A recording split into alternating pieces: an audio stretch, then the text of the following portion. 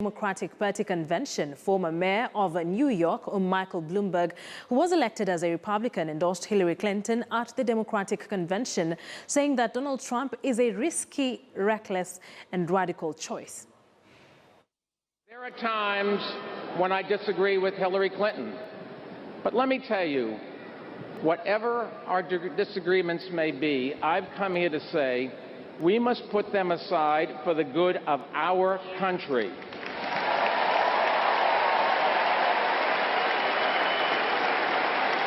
And we must unite around the candidate who can defeat a dangerous demagogue. Today, as an independent and an entrepreneur and a former mayor, I believe we need a president who is a problem solver, not a bomb thrower. Someone who can bring members of Congress together to get big things done.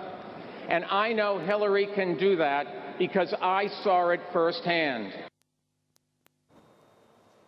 All right, now into our discussion here on WorldView, and joining me in studio is Nakia White, a political strategist with the Democrats, or the Democratic Party. She's worked with Cory Booker, a well-known politician as well, almost tipped to be Hillary Clinton's running mate. That's right. But thank you very much, Nakia, for coming in. Thank you for really having me. Appreciate.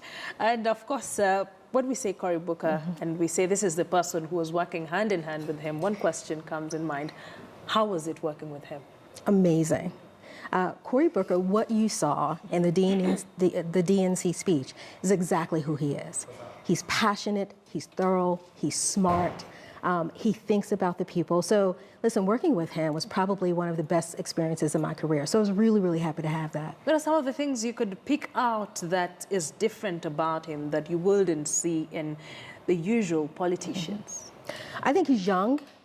First of all, he's progressive, he's African-American, and he is a rising star. So I think all of those things, right? He really does believe in everything that he says, yeah. And he stands by his conviction. I mean, while other politicians do the same thing, I think what's really, really unique about Cory is that people really can feel his passion, and it's absolutely contagious. He was believed to have been, would have been a running mate to Hillary Clinton. Yes. That was what he was among those who would have been considered. Where do you think he missed out on this? Well, I think, listen, Hillary Clinton was the senator of New York, yeah. The U.S. senator for New York, and he is the senator for New Jersey. And so when you're looking at plurality, you can't have both people kind of in the same region of the country. So which is why she picked Kane. And I think Kane is a really good choice, actually. He's very moderate. So, yes. Yeah. First part of our bulletin was all about the speeches that we saw at the convention, and you've worked with these people. You know the intrigues inside this particular party. Would you describe this particular convention, with all the stars we've seen making the speeches, would you describe it as a success? I think it is a success. I think the interesting thing is when it initially started, Julian Assange released emails. Or leaked emails from the DNC, kind of, I guess, undermining the process. So I think that marred kind of the opening session of the DNC. But what we're seeing now is a lot of unity and a lot of talk about coming together and making it a United States. So I think the really positive things that are coming out of it, we'll just see post-convention if Hillary numbers goes up, because right now her numbers are not high. Yes. In fact, Trump's numbers are a little bit higher than hers in terms of the polls, with a variance of about 2.5%. So. Do we expect, with the kind of endorsements that Hillary Clinton has gotten, we've seen Obama, we've seen Michelle Obama, we've seen, of course, Kate, the running mate, seen Joe Biden, the husband, yesterday made a very, very passionate speech there. Such a passionate endorsement. Is this expected to turn the numbers around? I think we'll see post-convention. We don't really know yet. I think Hillary has a battle to fight in terms of really winning the election. There's no way that a seasoned politician who's going up against a new politician, brand new like Donald Trump, should be so close in the poll numbers. So that's a little. It's a making me a bit nervous, and certainly other Democrats a bit nervous about that. So we'll see. Again, I think that post-convention we'll be able to see the numbers a little better. Mm-hmm. But of course, we'll be taking a look at the people who were lined up to speak. We've seen Bloomberg. The other day, we saw mothers of children who are black kids. Lives Matter, yeah. Sure. Black Lives Matter, the movement. Absolutely. We saw the mothers there. We saw immigrants who have been in the U.S. What exactly does the DNC expect to achieve from lining up this particular faces to somehow vouch for Hillary Clinton? What they're doing is saying unity. We're all one America. We're all in this together. And that's what really the DNC convention is about. Very different from the RNC convention was fire and brimstone. Everything is going to hell in a handbasket. So what the Democrats are really bringing to bear is that it is a United States of America, and they do see people that are concerned about immigration, that are concerned about cops killing black men and boys on the streets, and that veterans matter. So it really was about unity, and that will continue, I'm sure, through tonight, and especially with Hillary's speech. What do we expect from this particular speech? I think what you expect is to hear a little bit of policy from her, at least that's what I hope to expect from her.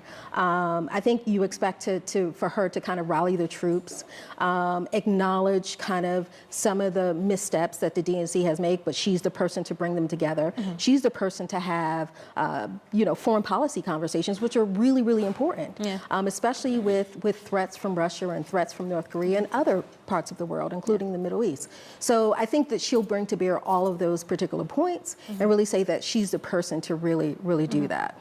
Well, with this two parties, of course, were pro-Trump and pro-Hillary Clinton taking jabs at each other. We've seen Trump say that he doesn't really mind a woman becoming a U.S. president, but not Clinton, anyone but Clinton. He says that Clinton will take the U.S. some steps back. How do we expect that they will counter such strong sentiments from Trump? And it's not the first time. Right, no. I think Trump is a firebrand, right? So if you look at Trump is really kind of a character. He is a TV show host, a reality show host. He really likes the spotlight. I think that he'll say anything to kind of get the crowd riled up in terms of saying that historically that America isn't ready, essentially is what he's saying, for a woman president is absolutely ridiculous.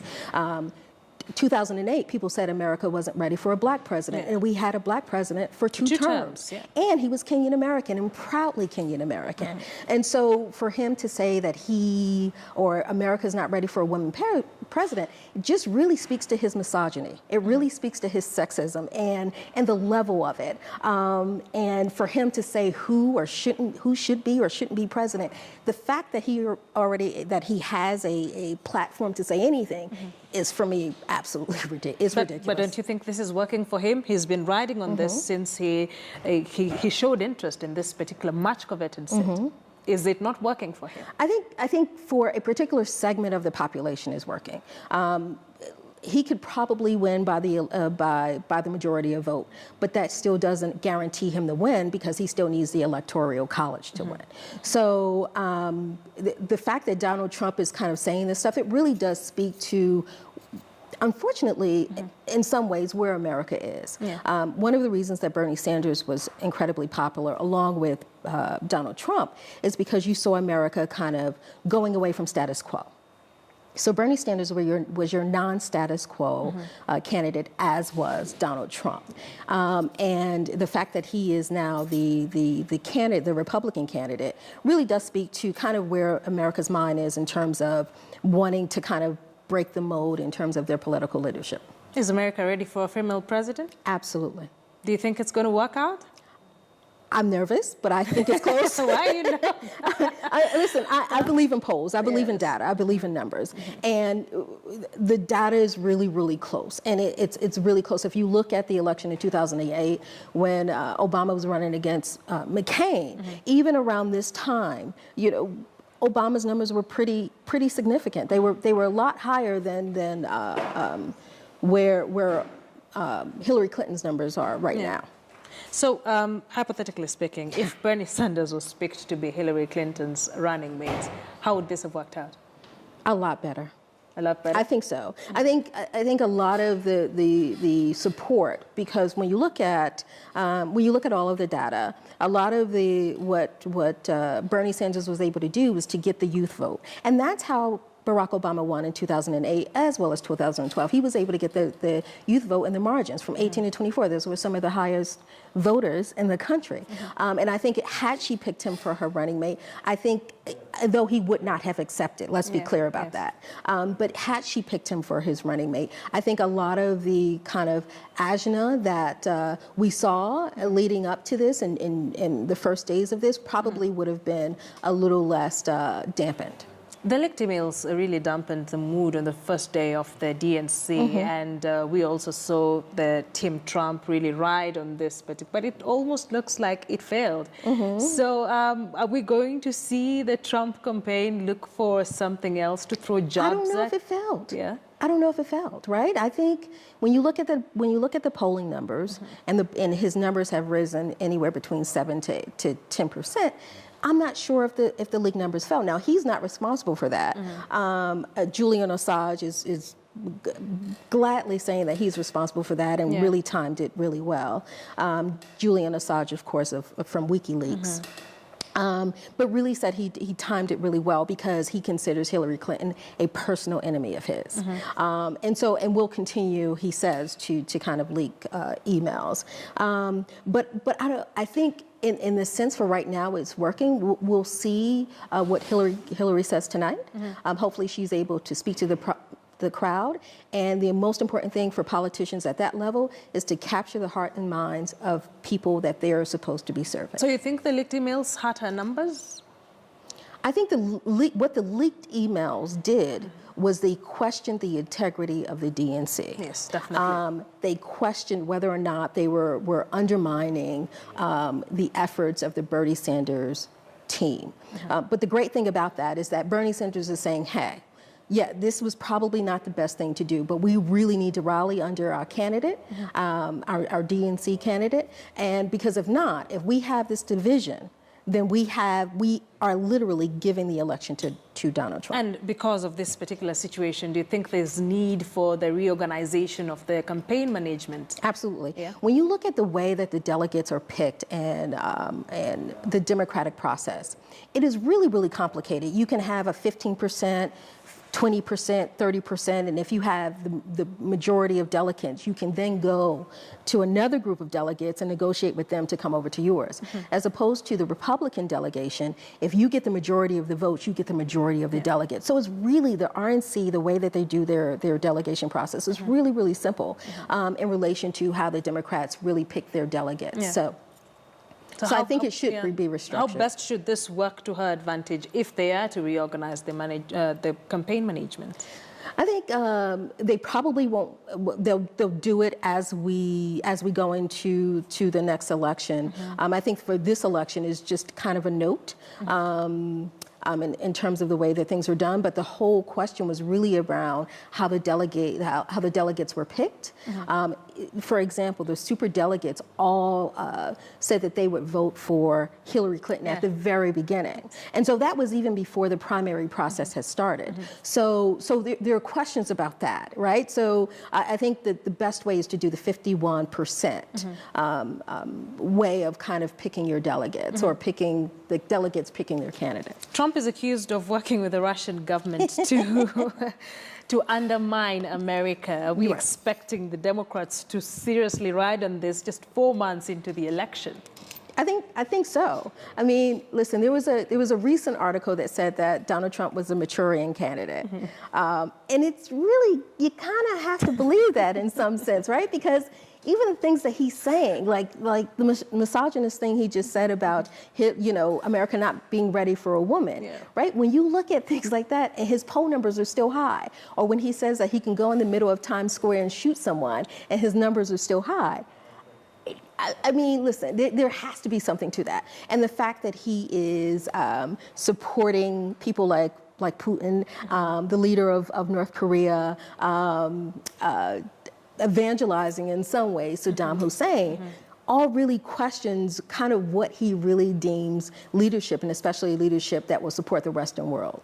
This general aloofness that Trump presents, the misogynistic person he is, every name he has been called, but the polls continue, the numbers continue to go high for him. What does this say about the people of America, really?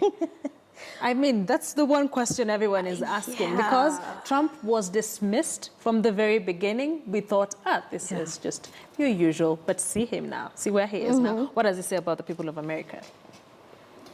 I think that's what President Obama beautifully answered last night, is that his rhetoric and his hate is definitely not American and not of America.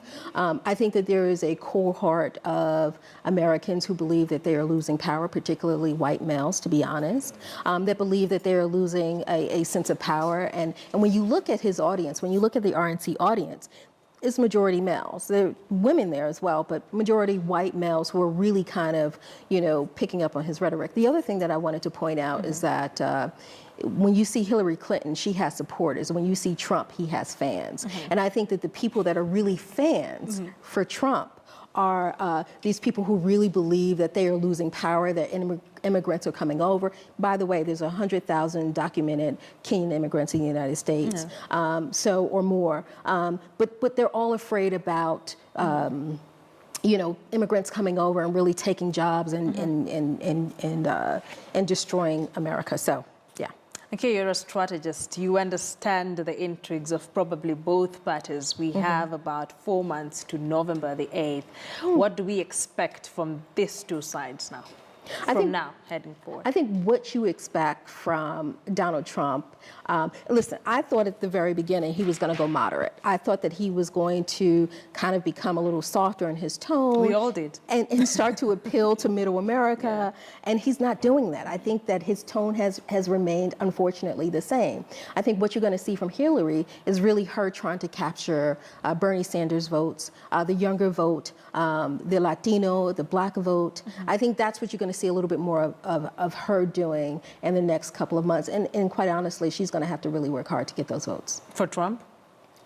She's going to have to work hard to get Bernie Sanders votes. But for Trump, does he need to tone down? I think... Because if he's not toning down and it's working for him, does he really need Trump is a theater actor, right? He's going to do what makes the crowd happy. So if continuing to pander to hate, to misogyny, to being a xenophobe, if that works for his constituency, I think he's going to continue to do that. But if he was smart and he wanted to win, he would become more moderate. But Donald Trump is Donald Trump, so I think he's going to stay right where he is and go hardline and say what he's saying now. Well, way to finish this meeting. Yes, I will just have to cut it at that. Yeah. Thank you so much for coming in, Nakia. Thank you so much for having you.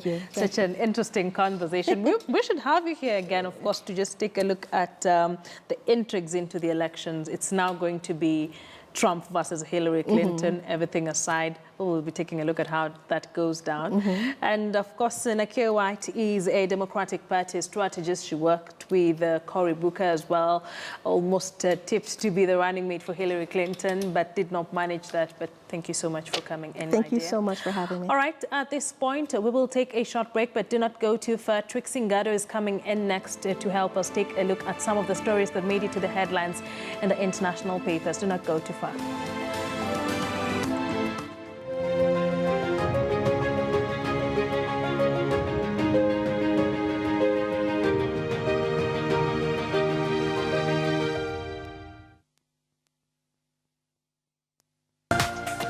This is KTN News.